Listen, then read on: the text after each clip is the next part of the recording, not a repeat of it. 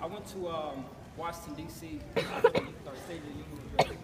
I did this same glance on Capitol Hill on the House floor. And it's amazing. I'm going to do a quick poem real quick. I'm going to do a poem real quick. Okay. Who am I? Well, for right now, I'll be anonymous. I sat on the porch admiring the scenery, enjoying the weather and admiring the greenery. See, it was a spring evening at 52 degrees, kind of polar. The day prior was hot. Lately, the weather's been very bipolar. This particular evening, I forgot my umbrella because I expected the weather to get better. However, I put on my hoodie and I composed a letter, and I called it the greatest poem ever. Roses are red and violets are blue. And the lies are lie, the truth is the truth, right? But see, if you're the truth, you're the truth, you're the truth, you're the truth, my truth say your truth's a lie, then where's the truth? I mean, where's the proof? Somebody told me, AJ, the proof is in the pudding. Well, if the pudding was made by a liar, and that liar chose using ingredients that were expired, and that liar was then hired by a liar who got fired because he was asleep on a job because he was tired, then why are they still selling us this pudding? Yeah. Say, I'm getting tired of this circus. I mean, we got hyenas and bow ties and 3 pieces. We got clowns and dresses and silk fleeces. Women sweeping the feces up under the rug. Well, I'm about to break this broom. Will somebody please get this elephant out the room? I'm for certain we see this elephant behind the curtain. But we don't want to address it because we are afraid of the unknown. Therefore, we hide behind our jobs, hide behind our Bibles, hide behind our games, hide behind our shame, hide behind our stash, hide behind our past, when it's all just a mask, it's a cover-up. Because if we be honest, we're the ones who's shooting each other up or shooting each other up with venom. This is not a debate on how low a young man should wear his denim or how tight a young woman should wear her denim and get him minimum. It's deeper than that. Some may feel like they reached Mount Zion already. Well, I'm here to tell you it's much steeper than that. So I'm about to break this broom. Will somebody please get this elephant out the room? We've been infected with a disease that has swept the world.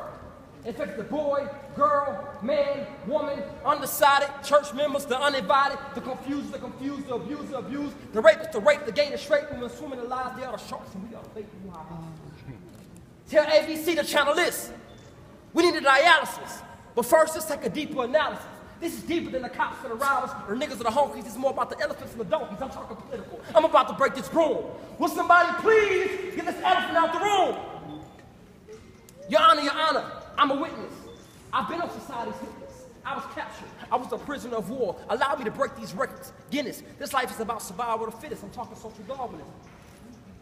But who decides who's fast enough? Who decides who's right enough? Who decides who's smart enough? Who decides who's wrong enough? Is it us?